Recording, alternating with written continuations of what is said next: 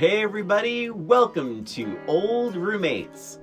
Today on the show, it's Christina's birthday! And per the tradition, she is making me watch, for the very first time, Dog Day Afternoon. Did I love it? Did Christina love rewatching it? Stay tuned. The next episode is about to begin. Welcome everyone to Old Roommates, and happy birthday to me, the only podcast that revisits pop culture through a middle-aged lens. My name is Christina. And my name is Brian. It's a new year for me. I'm doing all kinds of different things. I know, happy birthday! Thank you so much, finally. Thank you. Yes, so as Brian mentioned, our tradition is, on our birthdays, we will make the other person watch a favorite of theirs that the other person has not watched. Yeah. So it's a revisit for me, Yeah. but it's a brand new experience for Brian. Yes. And I'm actually kind of surprised about this. I just feel like Dog Day Afternoon is such a well-known film. Yes. And with well-known actors, and it just surprises me that you never saw it. Do you want to know why? Yes. I'll tell you why. Tell me why. So, the older I get, the more, oh my God, I don't know if there's other people that are like this, the more troubled, Carl knows this very well. I struggle with what I call the sticky trigger finger. Mm-hmm. I can't handle like Breaking Bad, like shows like that where it's very intense and there's imbalanced characters. Like someone could die at any minute. There's a loaded gun on the table and someone could really like Quentin Tarantino type of stuff. Like when I'm in my 20s, no problem. The older I get, the less tolerant. And I don't know if it's because of just my feeling about guns in general. Sure. But I think maybe that's part of it. But I think by the time I sort of was like identifying what Dog Day Afternoon even was and how successful it was and all that, it wouldn't have interested me. So it's not something I would have run to watch.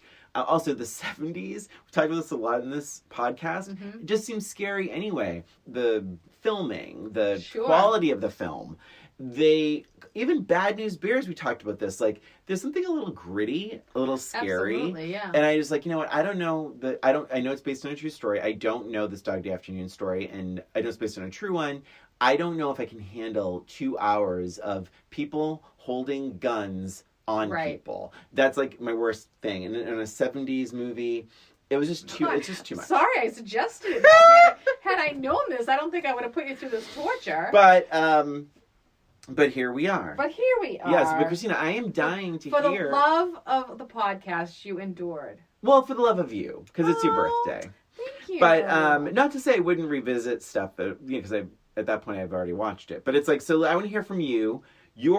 When was the first time you saw Dog Day Afternoon? So I watched this as a rental with my friend Jean, and I feel like it was after school. Like, I'm trying to figure out when we did this. I feel like we were home alone at her house, and we would watch movies here and there. Like, I remember watching like Sophie's Choice there, and like just a variety of different movies.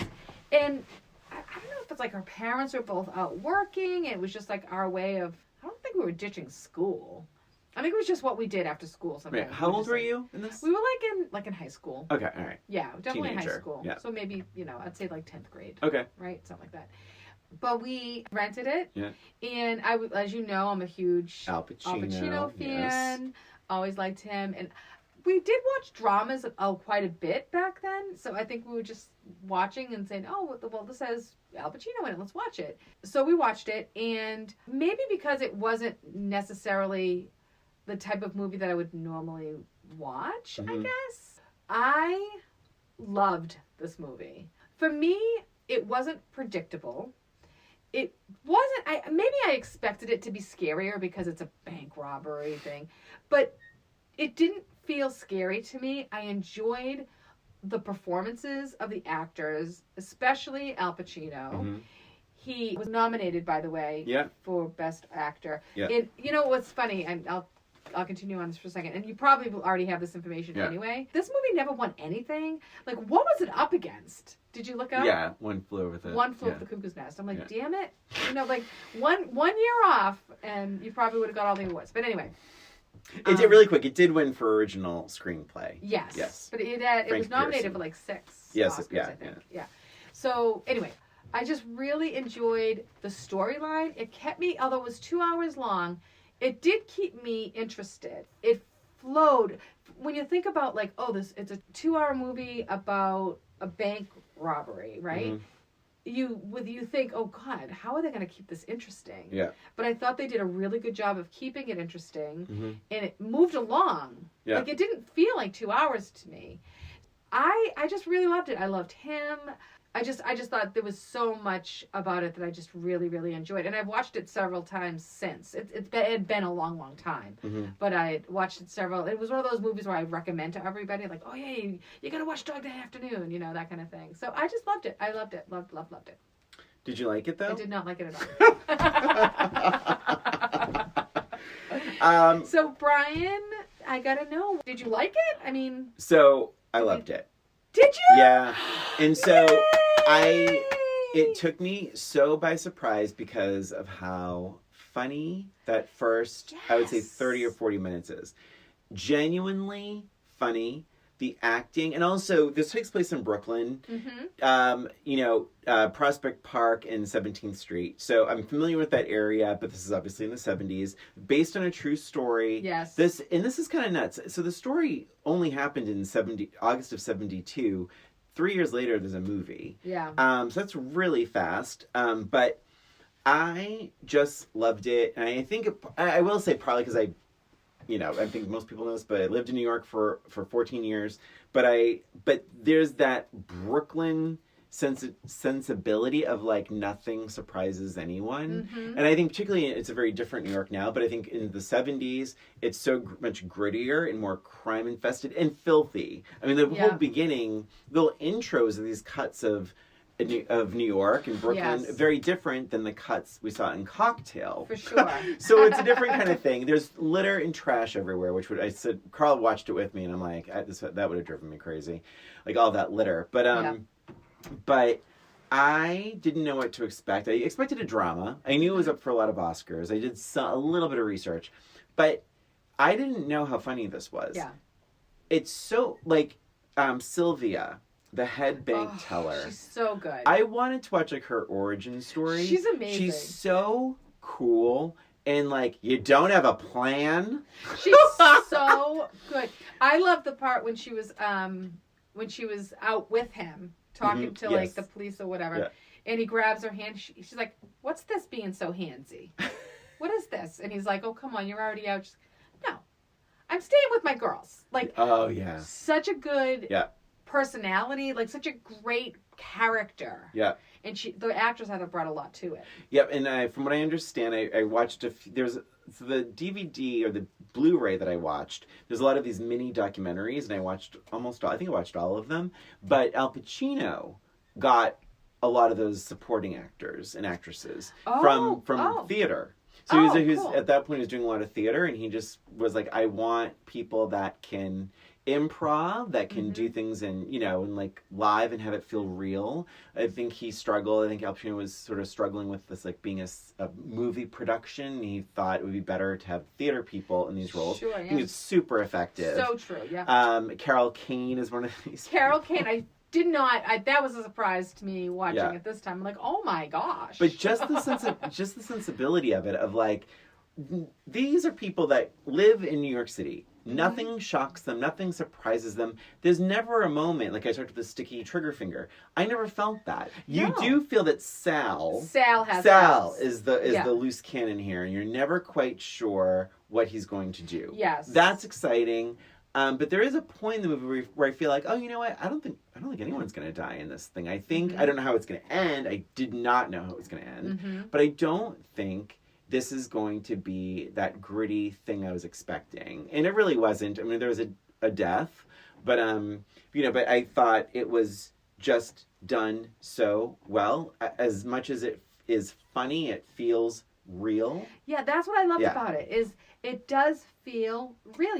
You don't feel like he just feels like a normal person. Sonny, the main character, Al Pacino, he feels like a real person that was pushed to this point, and you feel he's so nervous. Like, he planned a little bit, maybe not much. I think his idea was he was just going to go in and out, and he had the runaway car, and obviously everything goes wrong. He didn't anticipate anything going wrong. Yeah. But he feels like a real person that's trying to figure it out. It is odd. I mean, my negatives are few and far between, but I do. It is weird that no one was masked, and it was weird that they're saying first thing was no mask. No mask. But not only that, my first note is they're using their real names. Like, yes. It's like Sonny, Sal, and the other guy named Stevie.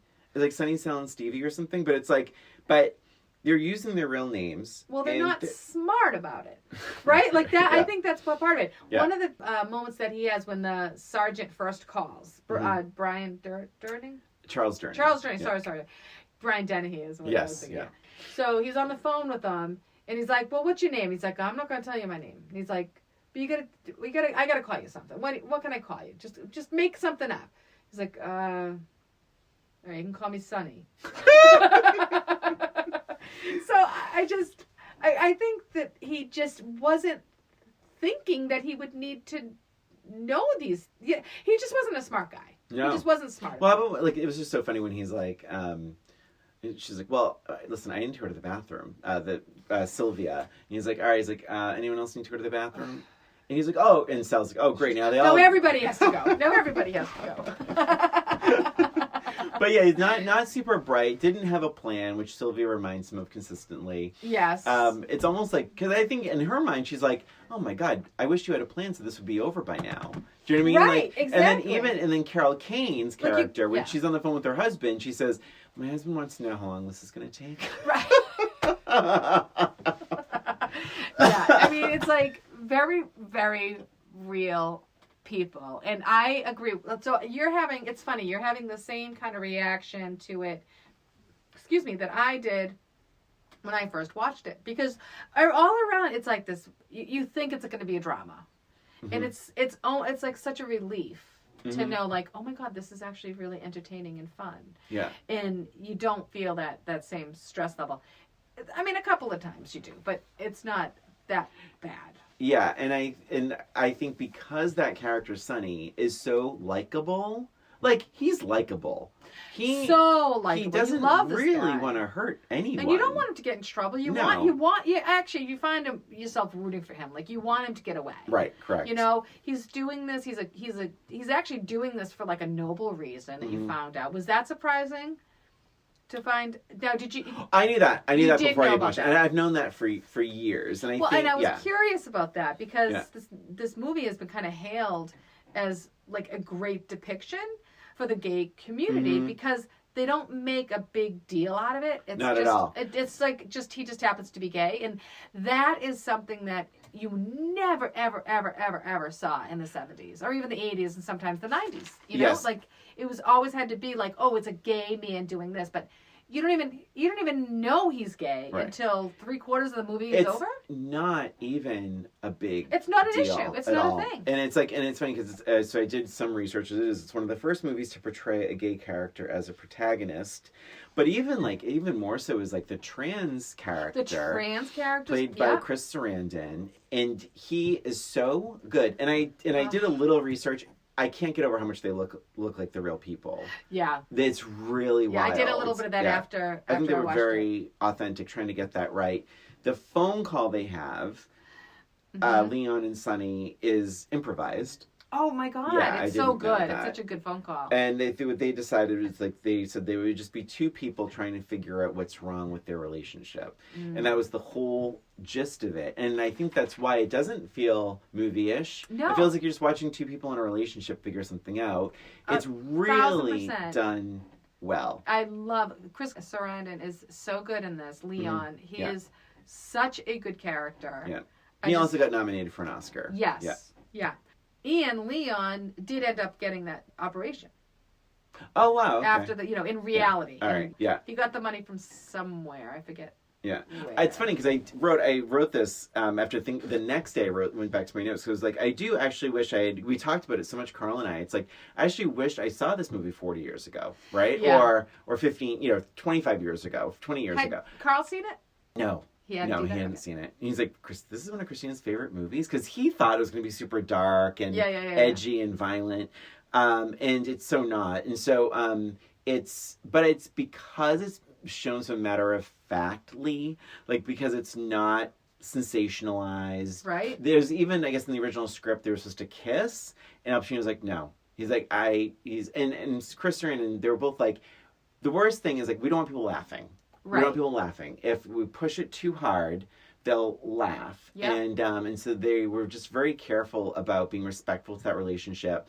And Al Pacino said, if they kiss, that's all people are going to be talking about is this kiss. And they're going to miss the whole point of their relationship. They're going to miss the point of this movie. It's based on a true story. And he's like, and that'll be the clip. That'll be the thing that people talk about for 40 years. And it's just that's not the point of the movie. Yeah.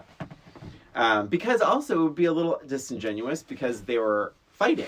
They were arguing. Yes. And they had had a fight. Bickering. Bickering. Yeah. It was so it's like, it would be weird for authentic. them to kiss. Yeah. And they never even come face to face. It's just a phone call, right? They never come. Do they? No. No. He never. No. They bring Leon. He's across the street in like a diner exactly, or whatever. Yes, yeah. Or whatever. Was it a barbershop? Where was it? I forget. I don't know. Yeah. It was really, I think, Chris Sarandon was excellent. Let's see. Oh, and by the way, do you know the relationship of Chris Sarandon to Susan Sarandon? No, I don't. I was wondering about that. They were married. No, they were married. Are you serious? She kept the last name. Oh my God. Yeah, they were married a long time ago. Not for long, but they were married. Oh my God, that's so funny. I never knew that. I wasn't sure if they was. I didn't know if they were related at all, but I was wondering if maybe they were like siblings or something like that. Yeah. Oh my gosh. No, they were married. So let's see. Yeah. So I gave this movie a lot of like praise for that because it was like, wow, if I had seen this way back when, I wouldn't have felt so like alone. I think when you're feeling certain ways and like, but to see two characters that are gay or trans or whatever, it's like to see them presented respectfully. And yeah, of course, one's a bank robber, sure, and one spent some time in the hospital for a mental, but at least, but in those real scenes, character. He's not a bad guy. Yeah, they're not bad guys. Yeah. They're not villains at all. Yeah. Laughed out loud when Sal said Wyoming is the country he wants to go to. Yeah. And that was improv. Oh, no kidding. That was improv, yeah. No kidding. So I'm wondering that the documentary stuff that you listened to, was there anything on John Cazale? Well, I know that, so he's been in a bunch of like Oscar-nominated films, like The Godfather. Like everything he made has been. Yeah. But then he died really early, right? Yeah. So sad. It is sad. There's I still have Dog Day Afternoon at home. Mm-hmm. I rented it from the library, and part of it is there's a documentary about him. And I didn't get a chance to watch it before this, but yeah, it was like, I guess it was a pretty sad story. It's funny, a lot of the people, sorry, the timing of that comment was weird. I don't mean that's funny. But the documentaries I watched on the Blu-ray, a lot of these folks are still alive, like the editor, Dee Dee Allen. She's still, I mean, at least at the filming of this documentary, they were still, meaning they could comment, like Sidney Lumet, is it Sidney Lumet or Lumet?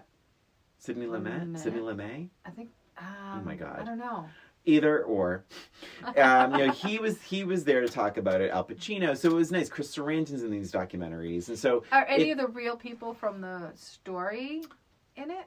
No. And I did a little bit of research that his heterosexual relationship, Sonny's in real life, that woman and her family sued the studio because they painted her as sort of this overweight, crazy person. Yes. And in fact, then there was a novelization based more on the movie than the true life thing. So the movie was so, and this happens now. Like the movie's super popular, so someone writes a book, like of right. the plot. And I think, what's funny about this was I believe the movie was written based on a newspaper article. Right.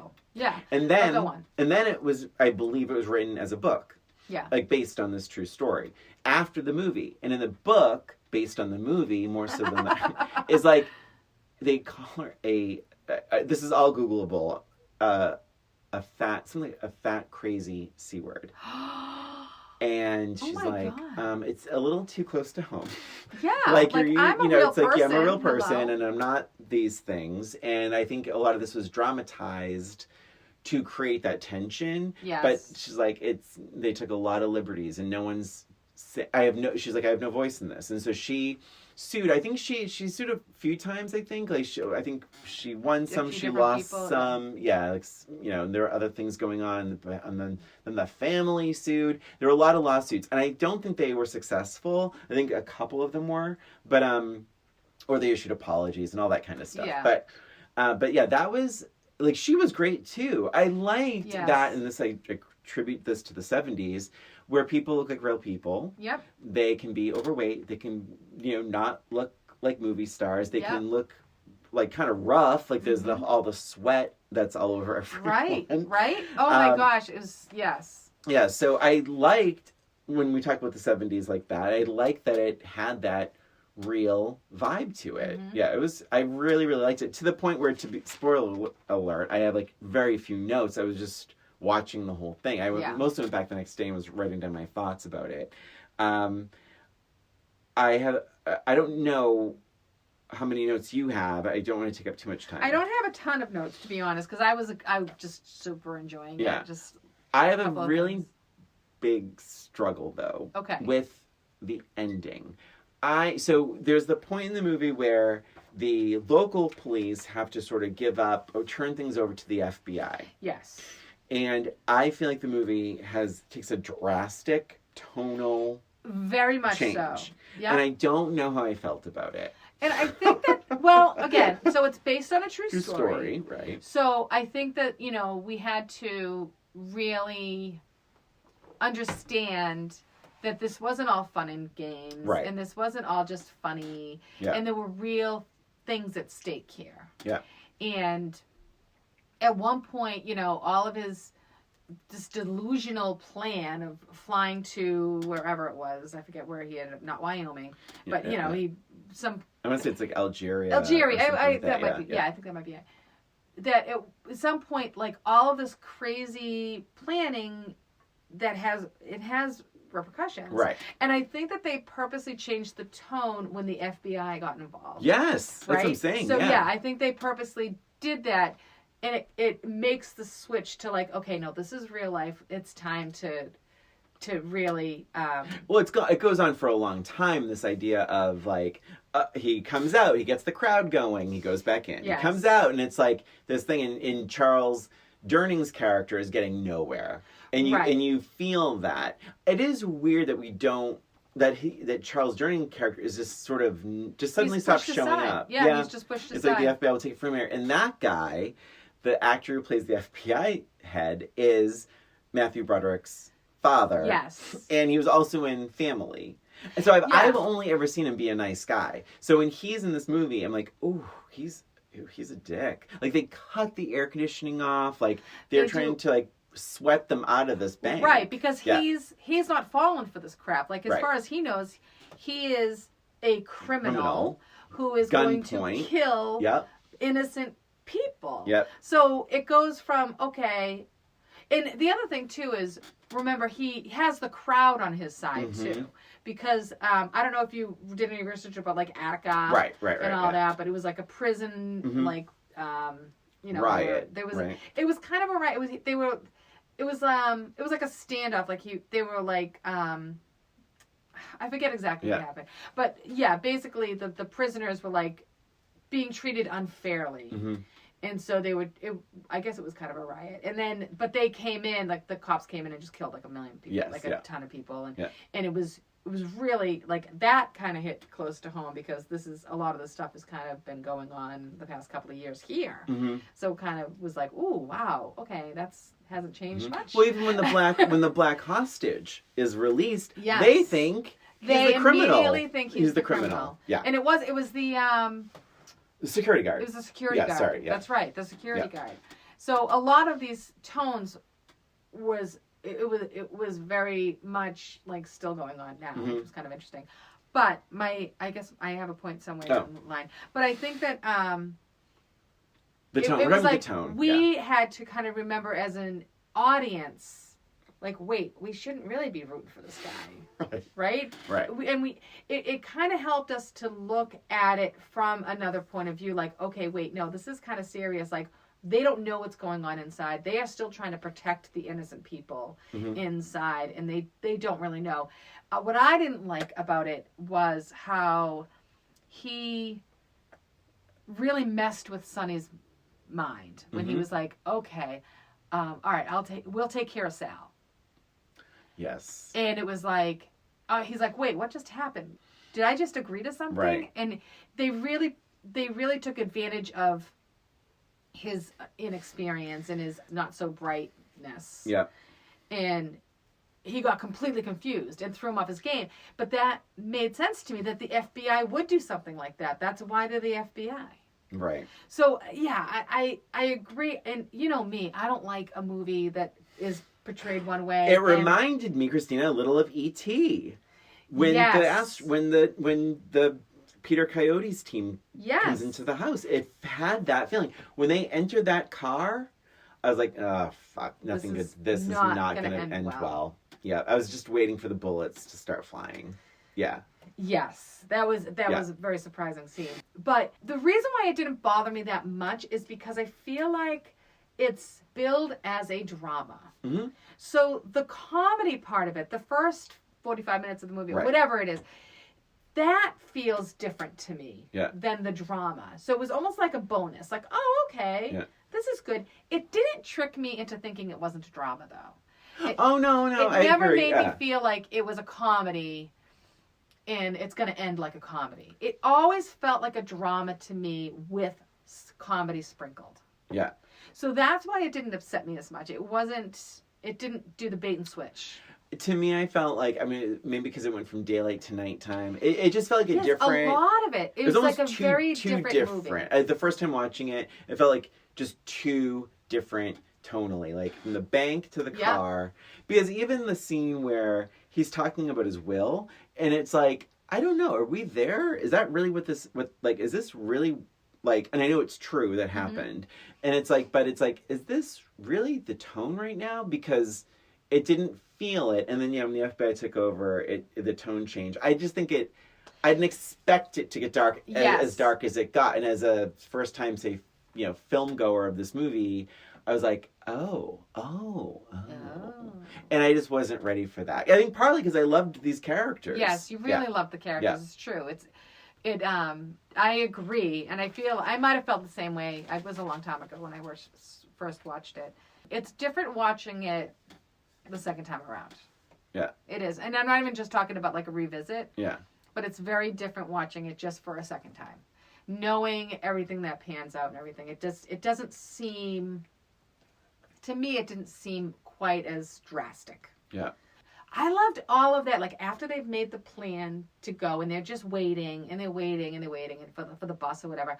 I loved how everybody is much more relaxed in the bank and everyone is just sort of like just chatting. Like, he puts his gun down. Like, the gun is like, there's that certain amount of trust that's involved there. I looked at the script of this movie and the scene where Sylvia is talking to Sal about the smoking. Yes. And that scene goes on longer. Like, Sylvia, on the script, starts talking about her hippie brother. Yeah. And it's such good dialogue. And I'm like, oh, damn, they cut it. Like, because, like, that scene's much shorter now.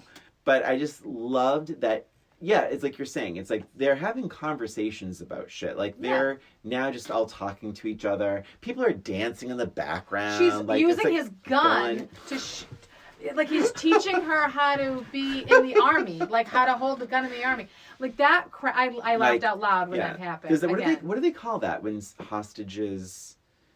Is Stockholm? Is that Stockholm syndrome? But it's like where they get comfortable with the person holding them hostage. Yeah, I don't know. It was a long day, and it felt like you could tell between the sweat and all the high tension, and then it calms down. Well, and they knew they weren't going to get hurt. Like, they knew at that point, they knew they're not going to kill them. Right. They, Well, they're especially getting when to- anyone with a health issue was being helped.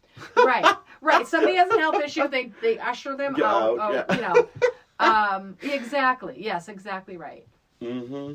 But yeah, I liked that whole. You just felt like they were feeling better about everything. And I mean, Sal was still kind of a loose cannon. He wasn't really relaxing. Although there was that couple of scenes with him where he was like having a conversation. Right. Was he talking to Sonny about him not ever being in an airplane or something like that? Yeah. So that's another thing I really enjoyed about Al Pacino's performance of this guy too, is he's trying to hold everything together, and even his partner needs to be counseled. Mm-hmm. And he's like counseling him and trying to figure out this, getaway, and he's trying to figure out Leon and his wife, and his mother comes down, and he's like, all this stuff is going on, and I just felt like, oh God, the scene with his mom was really so good. She's such a mom. She's like really good acting. I didn't write any notes about that. I was really riveted through most of this, and so I don't have very many notes at all. But yes, that actress that plays the mom, and I don't have it written down, but excellent. That whole scene, because you kind of almost think she will win him over. Yeah. That she'll take him by the hand and guide him away, and everything will be okay. And because I did the research I did was more so about the movie than the true story, because I didn't want any surprises,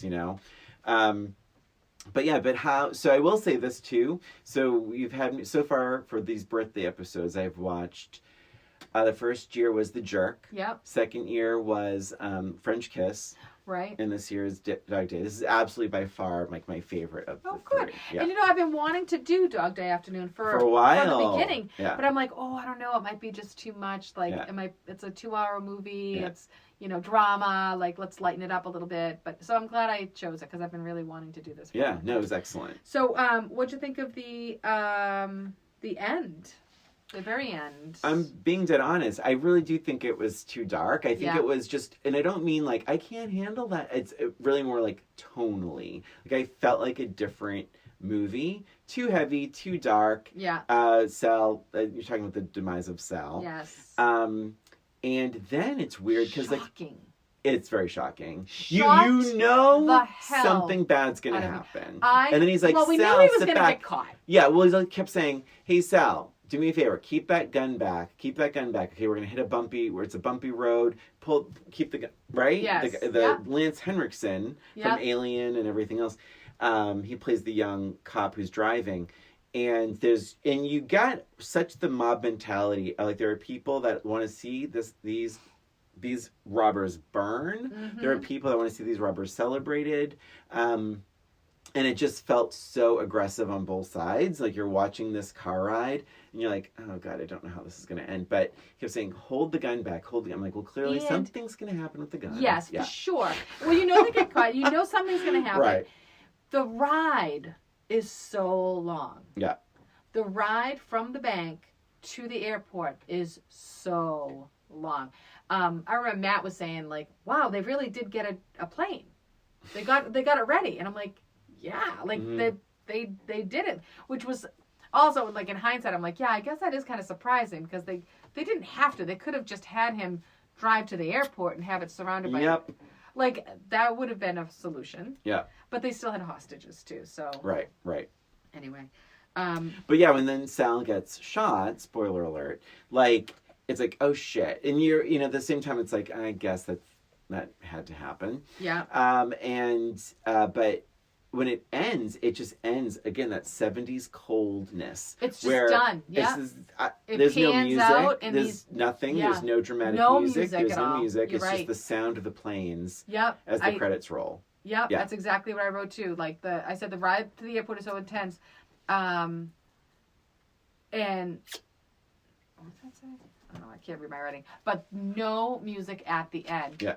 That was it. It just panned out, and that was that. It was like, oh my God. Yeah. And now it's over, and you just kind of left thinking about it. You're like, whoa. What just happened? Well, because when it starts, it's all to music. It's an Elton John song. I don't remember which one. But it's like, there's so much life to it. Like, everything's crazy in New York, in Brooklyn and all that. Then it ends in this, like, very wide, dark, empty, well, you know, sort of empty runway. Yeah. And all you hear are the sound of the planes. It's really creepy, and it's like that 70s thing that we talk about. But I did like it. I mean, I did like it. The ending I even liked. I think, like I said, it becomes like visually dark and tonally dark. Yeah. And I think it just got there a little too quick. I think, at least in my brain, it felt a little too fast for me. Yeah. I can see that. But any new takeaways for you for rewatching it? Not really. No. I mean, I loved it even more. Every time I watch it, I mean, there's so many things going on, so many different characters, so much dialogue.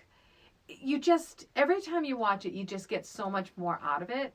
And this was no exception. Like, I really just enjoyed it so much. It had been such a long time since I had seen it, so it wasn't really picking up a lot of new stuff, but it was like, just, I could watch Al Pacino just forever anyway. I just think he was just so good in it. He was excellent in this, yeah. And just the supporting cast was so fun, and I just loved it. Yeah, so we talked about the Oscar nominations. So, really quick. So the budget was $3.5 million. It made about $55 million. The director, so Best Picture, Best Director, Sidney Lumet or Lumet.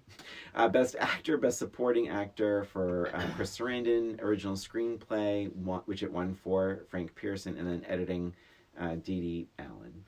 We should mention on Patreon. Yes. We're going to be writing a little write-up on our favorite Al Pacino performance. Yes. So, Christina, I can't answer this, but more, less, about the same. It sounds like almost more. I don't know, probably more. I don't know, like, at least the same, but maybe even more. I mean, in this revisit, I probably like it more because I hadn't seen it in a while, too. Okay. You know, it's just just watching their performances and just appreciating Chris Sarandon. I just appreciated him so much more this time around. And by the way, the sex change operation was $2,500. I don't know how that relates to now. I have no idea how much they cost now, but pretty sure the insurance probably didn't cover it. I don't know if it does now either. Oh, and his children's names? Yeah. Did you catch that? No. Kimmy and Timmy. That's funny. I think, like I said in the beginning, I think it was Sal. So Sunny, Sal, and I think the guy's name is Stevie. Those the three. Like that. And I thought it was so great how the first guy just runs out anyway. He's just like, I can't do it. I can't do it. So that was the first thing. It was like, all right, now we're gonna have to deal with it. At one point, he says I think it was when Sal was saying he's never been on an airplane and he was trying to get counseled. Mm-hmm. He's like, look, I'm taking care of everything out there. I'm taking care of everything in here. Do you know how hard this is? Do you want to do this? You're really getting on my nerves. I love that. And then another quote, like a lot of things that he says was really poignant too. At one point he says to the FBI guy, he says, the guy that kills me, I hope he does it because he hates my guts, not because it's his job. And I'm like, that's pretty cool. I like that a lot. And then when he was talking to his mother, he was upset because his father didn't come down and, you know, all that. And he says, but I'm me and I'm different to you. And I thought that was a really cool thing to say too. It was like, wow, that you really get how he's feeling. Yeah. With him saying that. And it's like saying that to his mom. It's like, oh, poor thing. I do have a match game. Oh, good. Yeah. I have an FMK. Ooh. Do you want to start? Sure. When did I write it? Oh, it's on the end of... I still haven't forgiven you for the cocktail FMK, but that's all right, okay. Well, this one might not be any better. Uh-oh. All right, so the FMK for me is Sal, okay, Leon, and Sonny. I'm giving you Sonny. That's not so bad. Yeah, it's not too bad. I didn't write down what I thought you were going to do. Oh, God, this is rough. Now I feel bad. I think I know what you're going to do. It's the same as what I would do, I think. Okay, so here we go. I would fuck Sal. Okay. I would marry Sonny. And I would kill Leon mostly because I don't think Leon would be into either of the other things. like Leon just, wouldn't want me. Why would I torture Leon that way? It would just be like, do you know what I mean? I suppose. I wasn't thinking about it that way. But I had you marrying Leon. That was that would have been the thing. The back. And Leon was a great character. He was a great character. He's honestly, he was in a very bad way when we meet him. It's true. He's getting out of the hospital. Yeah. His husband is robbing a bank, and he wants a sex change. He was in a really bad way. Yeah. But I think once he cleared all that up, you know what I mean? Once he was feeling better and out of the hospital, and I feel like he would be a decent person and probably kind of a fun guy. Yeah, I mean, it's different. I mean, it's it's the sex reassignment surgery, after that. I don't know. I mean, I don't know. I mean, I'm maybe putting too much thought into this, but to me, it was would that even be what Leon would want? I don't know. Maybe. But I don't know. To me, it's Sal is a man of few words. That was kind of an easy one. And Sonny is just so charming and entertaining and funny. Love Sonny. Not the brightest bulb in the tree, but that's okay. Yeah, I love Sonny, but I wouldn't marry him. Oh, really? No. Okay. I would F him, for sure. Okay. Oh, okay. But I wouldn't marry him. He didn't seem like a very good husband to either one of his wives, right? All right, fine. Can I change my answer? And he's in jail. He's robbing a bank. All right. Can I change my... He's not very bright. So, nope. You're marrying him. Too late. And I would kill He's Sal. fun. I mean, Sonny seems like a lot of fun. And Leon, I always feel bad that I said that about Leon. And I would kill Sal. Yeah, that was the toughest thing. But at one point he did say... I wrote it down somewhere, I thought. But Sal is he said we either get away clean or we kill ourselves. I'm not going back to prison. So he was okay with dying. Yeah, I don't know. Well, I mean, obviously I wouldn't be having, I don't know, would that make, well, I'm a gay man, so I wouldn't be having sex with a woman. Right. And Leon's a woman, so I wouldn't do that. So I don't know. The choices become very limiting. Maybe you grab him before his sex assignment surgery. Jesus Christ. Just kidding. Okay, right. So I have a match game. Okay, let's hear it. Here we go. Well, one of the bank tellers was actually Dumb Dora. And Dumb Dora is so dumb. How dumb is she? She thought traveler's checks were something you did at blank. No, I know where you're going with this. Traveler's checks in the movie and traveler's checks. I don't even know if traveler's checks still exist, but I think I know where you're going with this. There's a few. No, there's I have 3 different answers right now. I just picked one. You did. Oh my God, Christina! I don't know. You can't be dumber than Dumb Dora. I don't know what you're trying to get at. Okay. Oh my God! Something you get. It's okay. Oh, yeah. So she thought traveler's checks were something you did at blank. At the grocery store. Because it's a checklist. Oh God, no! So I had customs. Like a traveler. You're a traveler, so you're being checked as a traveler. So I have customs. Check this, Brian. I have customs, I have airport, and I have the border. All right. Well, I have grocery store because I thought you were trying to figure out, checklists. Not a match. That's dumb. Well, it's Dumb Dora. She's that dumb.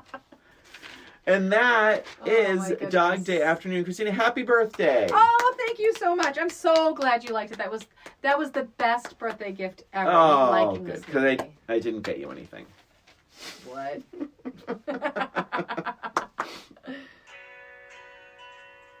And that's it for this episode of Old Roommates. Thank you for listening. For bonus content, please visit us at patreon.com/oldroommates.